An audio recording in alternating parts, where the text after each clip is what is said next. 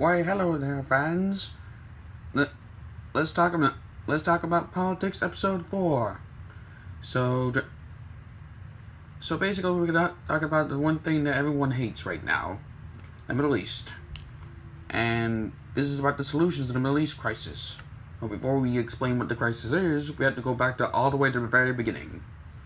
During the 2016 presidential debates, one of the major issues was the Middle East's constant ethnic conflicts between the Sunnis and the Shiites, as well as the rise of the Islamic ethnic group known as the Islamic State, basically our equivalent to Hydra. Now, this is also tied to domestic issues as well, such as the Orlando shooting and 9/11, in order to secure the domestic security of the United States, as well as in the Middle East.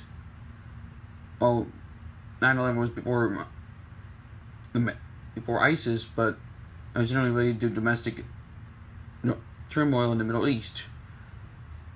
In order to secure the domestic security of the United States, as well in the Middle East, we must focus on 6 strategies to maintain long-term security for the Middle East.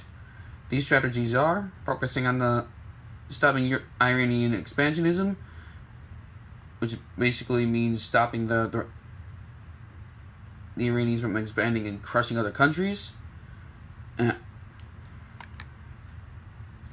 and basically Sunni extremists in Syria and Iraq attempt to avoid at all costs another disaster like the wars in Iraq and Afghanistan during the early 2000s, admitting that Russia, while we may be in hot waters with them, is not the primary cause or primary solution to the crisis in Syria. In order to maintain peace, we must focus on maintaining order in our borders and focusing on a 2-state solution between the Israeli and Palestinian conflicts, establish order through inclusive governance, uniting the U.S. allies to a common cause.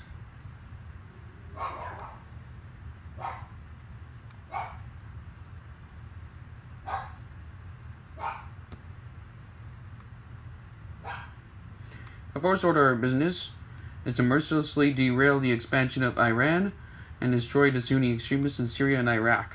This is because before we do the next 5 steps in the plan, we must eliminate the threat of outside influence in order to prevent tensions in the region.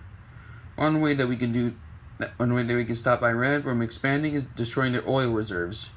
In this way, the Iranians won't have any resources to fund their military expansion.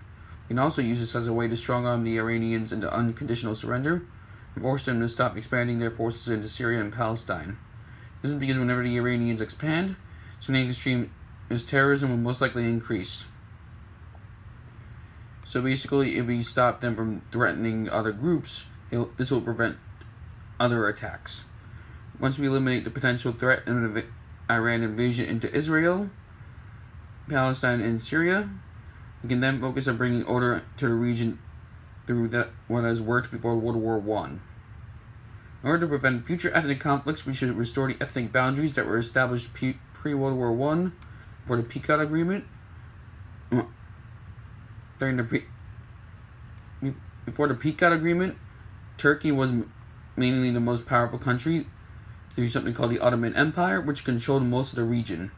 But however, after the collapse of the empire by a man with a very funny hat was assassinated, whose name was Franz Ferdinand, the region pretty much fell apart and caused World War I. After the end of World War I, Europe basically defined the Middle East in what benefited mostly them, and this led to further ethnic conflicts. And they basically called this mandates, not colonies, because people were scared of the term colonies, because it's basically the politically correct way of saying colonies without worrying their citizens. And as a result, these mandates resulted in ethnic tensions. This is due to different ethnic groups all of a sudden being clumped together into one big country that they did not willingly make together, unlike the United States, which has slow cultural diffusion and was not forced. As a result, this has led to increased tensions to the different religious societies that were not ready to live together. due to different religious and philosophical viewpoints on the world. Post World War II, the United States and other European countries made the mistake of creating Israel in the way that they did for the Jewish population in response to the idea of Zionism. This is because the United States, as well as the other powerful world leaders at the time, did not consider the instability it would bring to the region. This was due to the United Nations trying to make amends to what the Germans did during the Holocaust. If I was in the 1940s, I would have tried to negotiate with the Palestinians where it would have been appropriate for them to create a Jewish homeland. If not, I would have moved the Jewish homeland to somewhere different. However, this has led to the creation of the Israeli-Palestinian war, with a dispute of claims over who controls the area of Jerusalem. I think during the mid-20th century. The rest of the 20th and 21st century, the United States foreign policy in the Middle East has to intervene whenever their interests are threatened. The next thing that we should do is to base the boundaries of pre-World War I Middle East, break down the territories into where each ethnic group has its own territory in order to prevent ethnic tensions. Under the current circumstances, the Sunnis and the Shiites not live together peacefully unless we push them to unite based on their own accords, like the founding fathers of our own country did post-Revolutionary War. This is because unless they find common grounds within their own religious beliefs, then the Shia and the Shiites won't get along and live together in peace. Here are the main differences between the Shia and the Shiites. The Sunni, the 5 pillars are for Sunni, which is basically a religious text, or like a secular text, and the Sunni are secular. What you do that is not determined by religion. So basically, think of separation of church and state. Saddam Hussein was Sunni, except some more secular government of the world. After Muhammad died, his followers were deciding who should lead. They wanted Muhammad's apostles to lead. The followers of Muhammad should lead. Civil war then began between the Sunnis and the Shiites over 1,000 years ago. The Shia wanted Muhammad's son-in-law, Ali, to lead. During the battles, Ali was killed in southern Iraq. Thus, the south of Iraq is holy to the Shiites. The Shiites were the ones to break off from the Sunnis. As a result, the fighting led to Ali being killed on the banks of the Euphrates River. Some Muslims want to add additional pillars to the 5 pillars. Some have 7 to 10 in addition to the 5 pillars. Example: forbid what is evil, promote what is good. Jihad. This will most likely not happen because it is the external struggle. Iran is mostly Shiite. I will explain later on how I will attempt to find common ground between these 2 religious groups and unite the Middle East in social harmony. Next thing, after we restore the boundaries that existed before World War I, we should then focus on maintaining order in the Middle East rather than maintaining borders. This is because basically, what would be the point of maintaining the borders if there is no orders? That would be freaking useless, and there is none.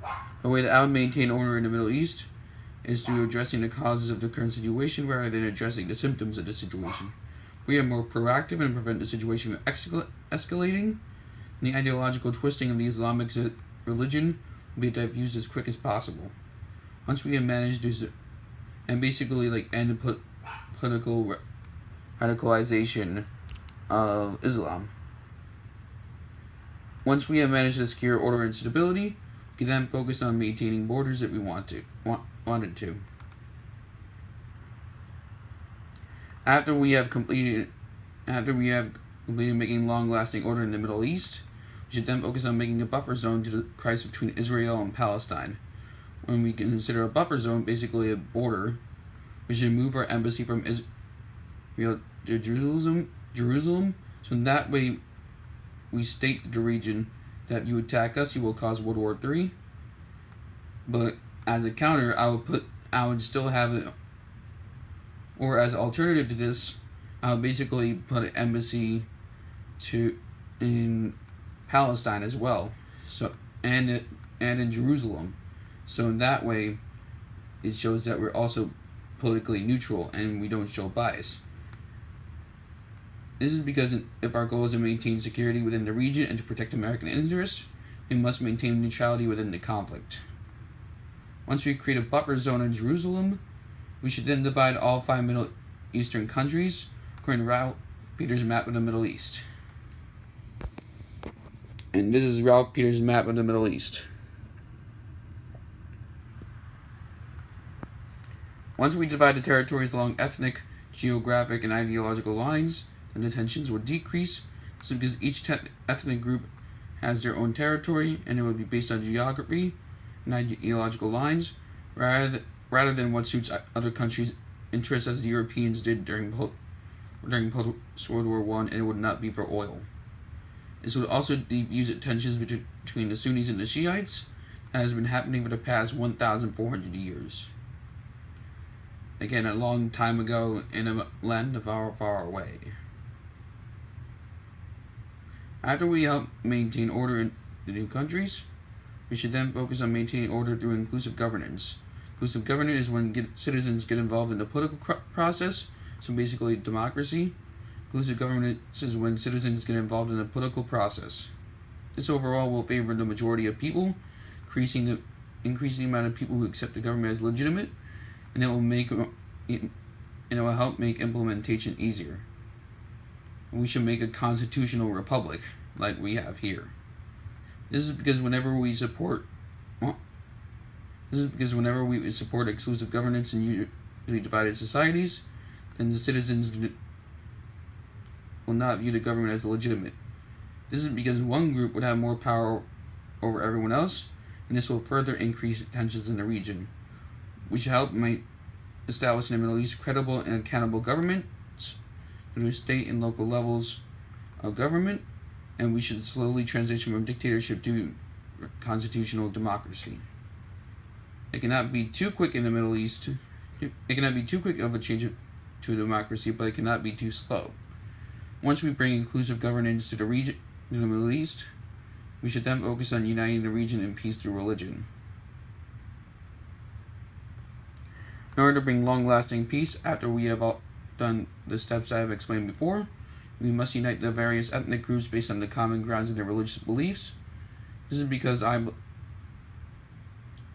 during the foundation of the United States, there are many different variations of Christianity. However, we were able to unite in order to worship peacefully while keeping church and state separately.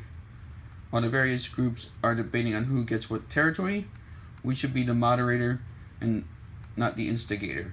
So basically, we shouldn't be the bully determining the circumstance. We should be inspiring hope. So in this way, Middle Eastern countries don't see it as us trying to colonize them and installing a government that favors us. Peace in the Middle East will take a long time to realize, but it must be done. We must do this not just for the American people, but to prevent another 9/11 from happening again on American soil. And we don't want that from happening, do we? While it may not take this lifetime, we must focus on making progress every day in order to achieve peace in the Middle East. This way, the troops abroad and the civilians at home will be safe and free from fear of being attacked by a terrorist. And the sources that I use for this presentation are Pinterest, Stanford, the Hoover Institute, which is a conservative think tank, SlidePlayer.com, the Bipartisan Policy Center, which is a very bipartisan think tank, the Hoover Institute again, Washington Examiner, Brookings Institute, which is a liberal think tank, well, liberal/progressive, since they are two different ideologies, the Independent.co.uk, Geocurrents.info, and Europa.eu.